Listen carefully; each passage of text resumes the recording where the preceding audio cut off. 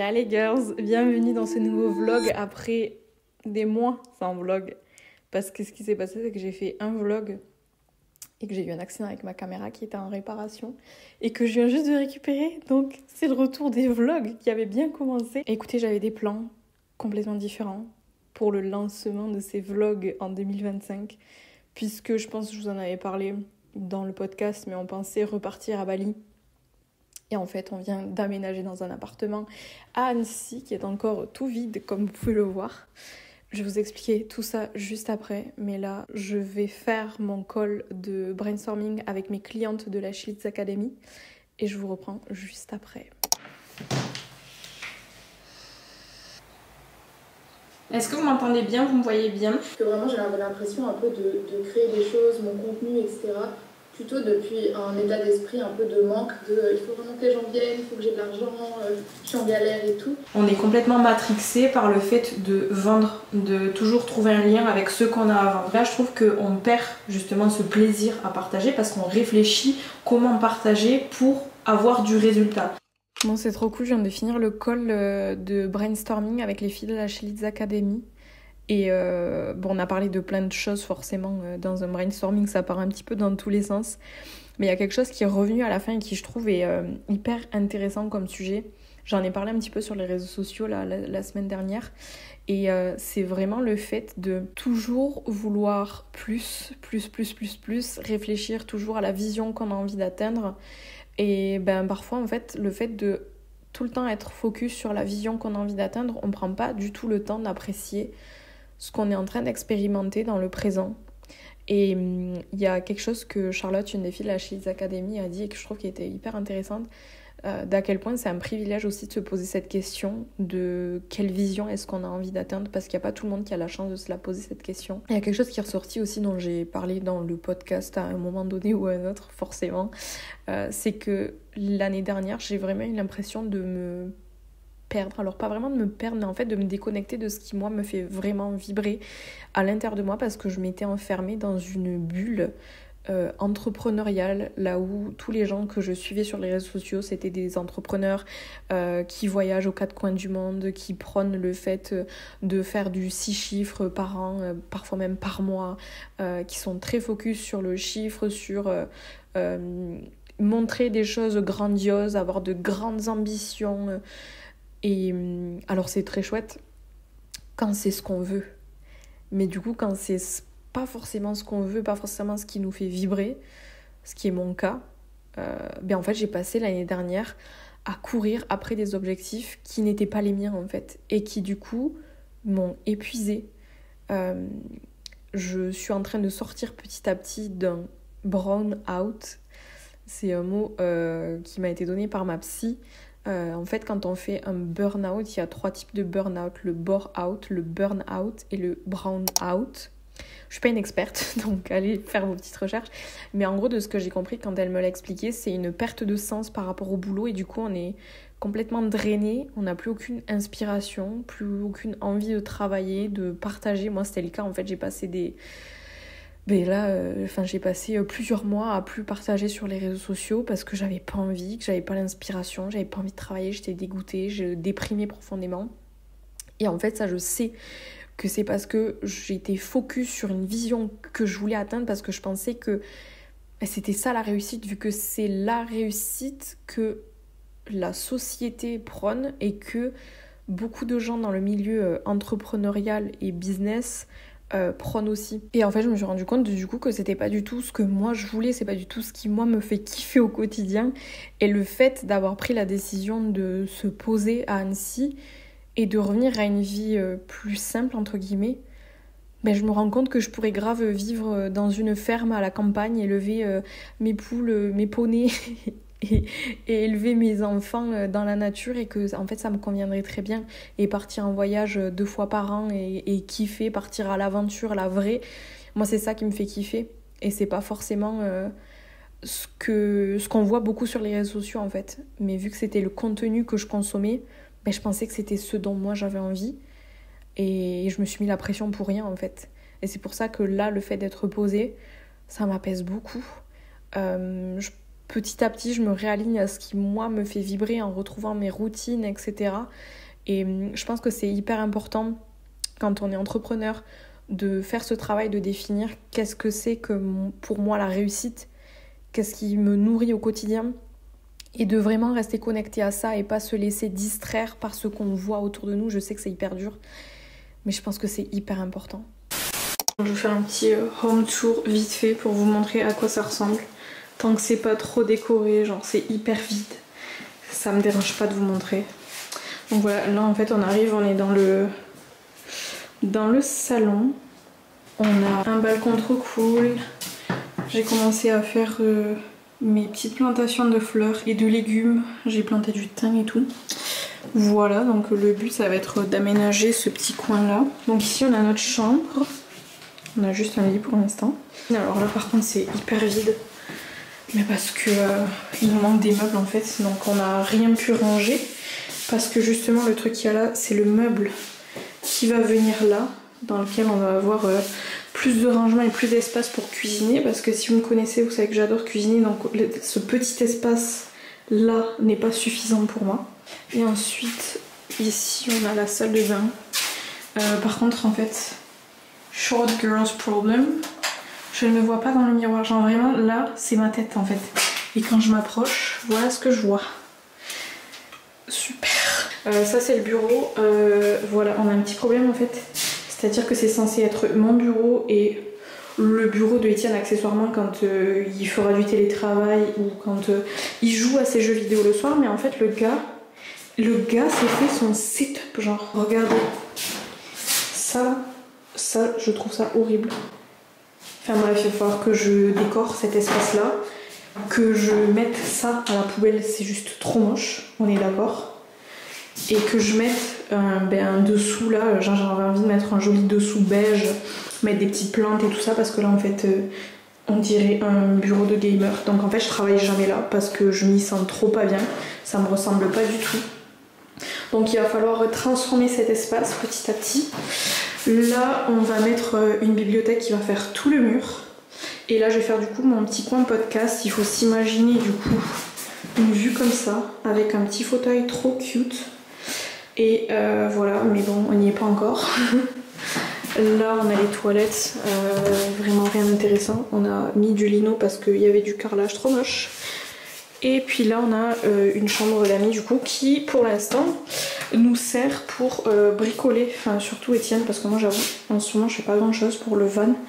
Mais du coup ouais ça nous sert à bricoler pour le van vu qu'on a ramené le van ici. Et qu'on continue de bricoler pour le finir quoi. Pour celles qui avaient suivi, on a acheté un van qu'on est en train d'aménager pour pouvoir partir en vacances dans notre van. Donc je vous l'ai même pas montré en vlog, mais pour l'instant en fait on a tout refait à l'intérieur. Dans le sens où on a fini l'électricité, le circuit de gaz, le sol, les murs, les lampes au plafond, etc. Et en fait il nous manque juste à l'aménager. Donc c'est-à-dire mettre tous les meubles qu'il va falloir qu'on construise nous-mêmes, faire le circuit d'eau vu qu'on va avoir une douche à l'intérieur. Donc bref ça prend grave du temps, mais voilà. Mais cette chambre en vrai c'est pas du tout une chambre pour bricoler, mais vu que pour l'instant il n'y a rien dedans, on bricole ici. Et le but en fait ça va être de mettre un canapé lit pour que quand les invités viennent ils aient de quoi se reposer sur un lit hyper confortable. Bref. Vas-y, regardez qui est là. On a récupéré Monsieur Kiwi. Donc voilà, on a récupéré Kiwi. Ça faisait du coup depuis qu'on était à l'étranger qu'on ne l'avait pas avec nous. Donc là on est trop contents. Bref. On a commandé des trucs vite fait quoi, genre le meuble pour la cuisine, une petite lampe, un fouet, casserole et voilà quoi. Je sais pas si vous avez vu cette lampe, elle est partout mais je la trouve trop belle. Le but c'est de s'installer petit à petit dans cet appartement. Je vous avoue pour la déco, j'ai pas envie de me précipiter, c'est pour ça aussi que c'est encore hyper vite. Puis c'est vrai que les meubles et tout, j'aime bien prendre le temps de les choisir. Donc petit à petit l'oiseau fait son nid comme on dit.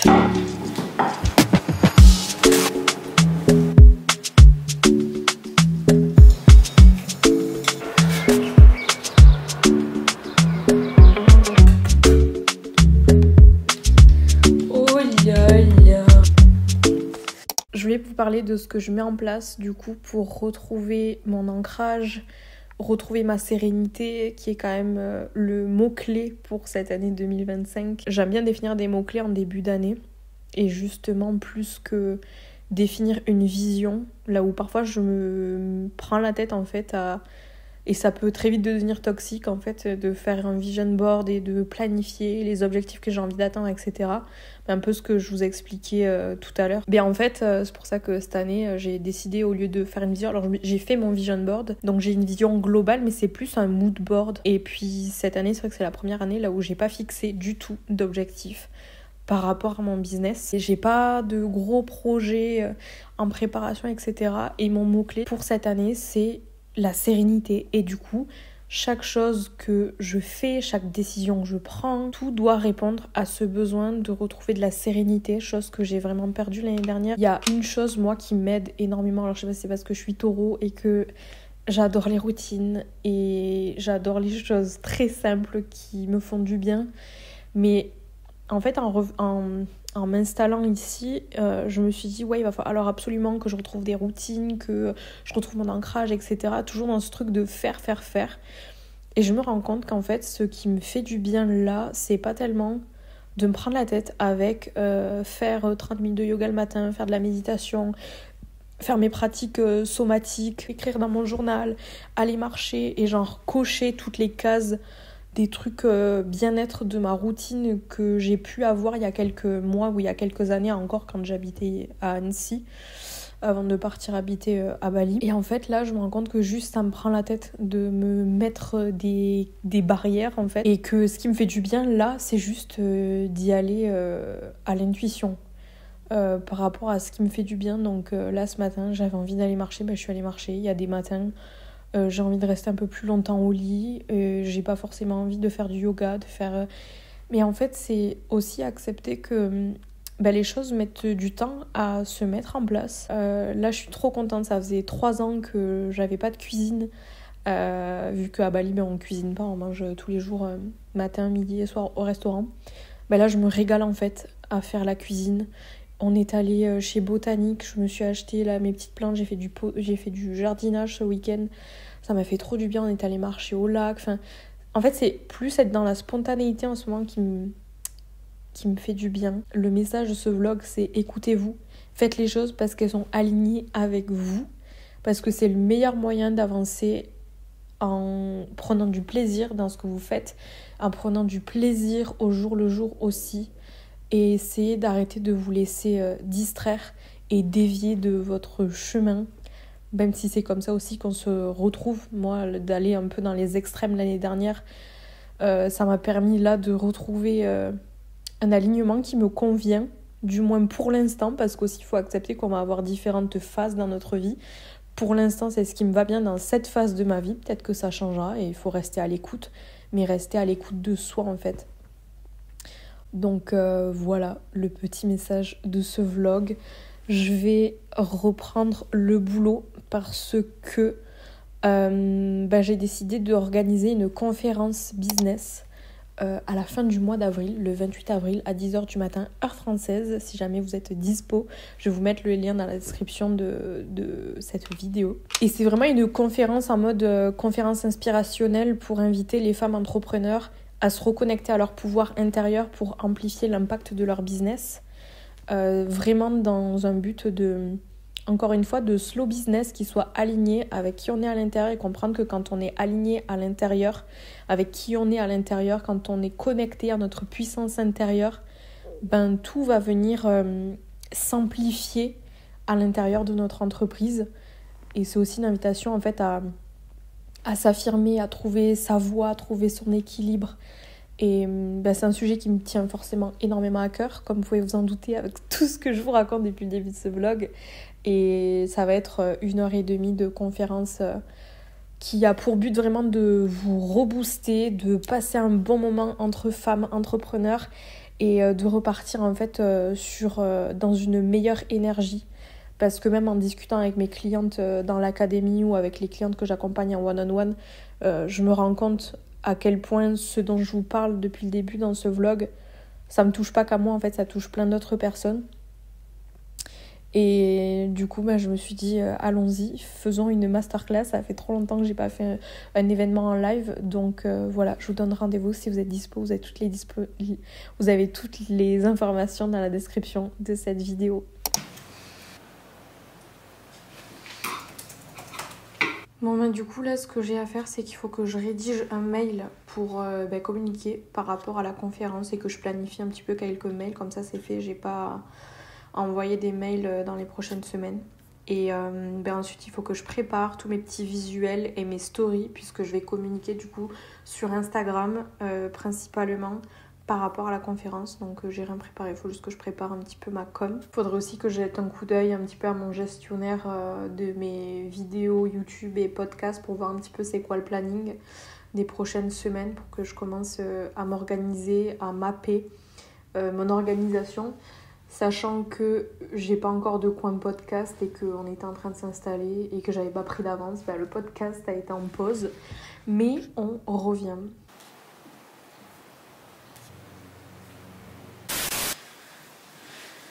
Il est 16h30 et j'en avais trop marre de bosser parce que je me suis retrouvée à faire des trucs que j'avais pas prévu de faire. Je me suis dit 16h30, j'arrête, je fais un peu de sport. Donc là, je me suis trouvé une vidéo de pilates. Donc je vais faire ça et après, je pense que je vais aller marcher pour clôturer la journée de boulot et rentrer dans mes petites routines du soir pour me poser, rééquilibrer mon système nerveux, m'apaiser, etc. Donc c'est parti.